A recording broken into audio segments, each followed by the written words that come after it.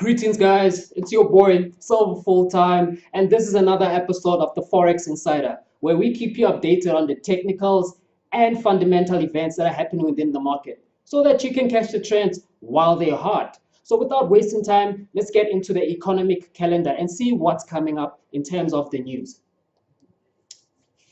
Coming up first from New Zealand at quarter to one is the employment change. So keep an eye out on that one. Next on the list is from the GDP, where we're talking about the manufacturing PMI that's coming out at 10:30 in the morning.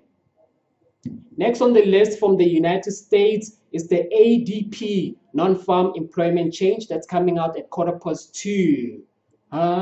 So be there.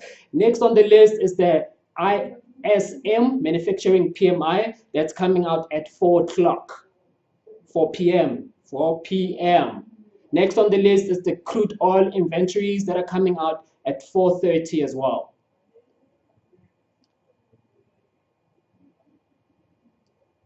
Next on the list is the FMOC statement, which is coming out at 8 o'clock at night. So keep an eye out on that one.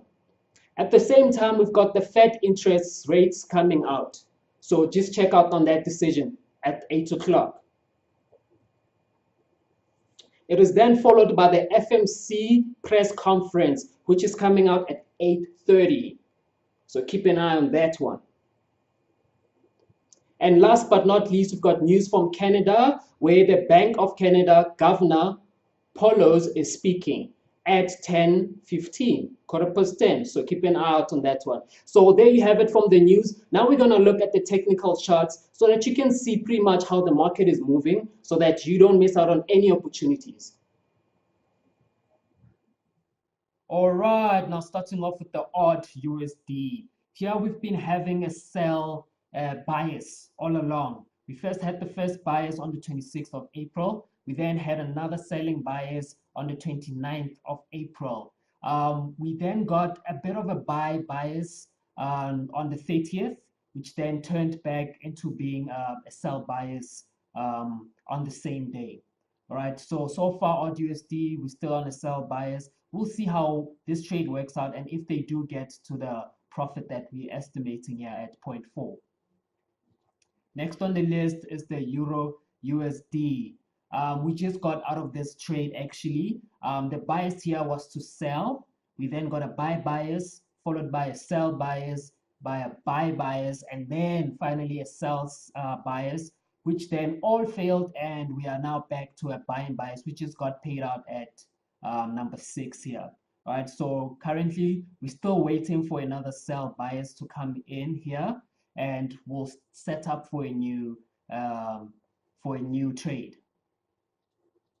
Now moving on to GBP USD, we haven't had any luck with this one. We just currently just made it into a selling bias up here. So we'll keep you updated on that one. Just keep an eye on it.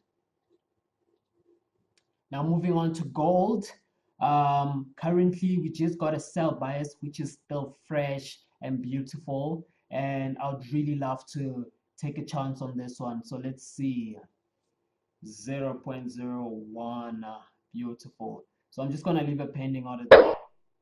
You know, this is beautiful. I love this. So we just got a selling bias there. So we'll see how this works out. Of course, I'll update you tomorrow. Let's move on to USD CAD. On the USD CAD, we started off with a buy bias on the 25th of April. We then on the 26th moved on onto a selling bias, which paid out beautifully. So right now we're still waiting for a new bias, so we're not going to enter any trades on this one.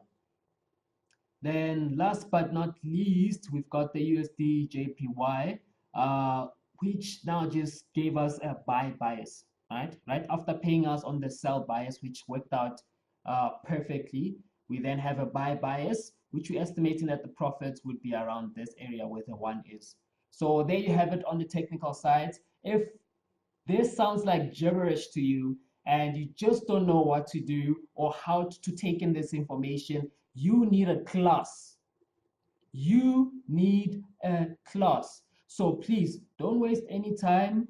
Click the link above. Go all the way above on this, all the way to the top. in this same channel, and you'd find a link that says book now. So book your class.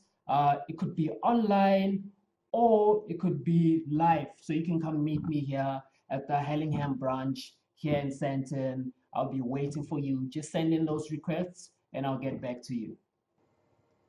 And there you have it for today. If you have any Forex related questions or you have something that you're just not sure about, please just drop me a WhatsApp message on this number. I'll see you later.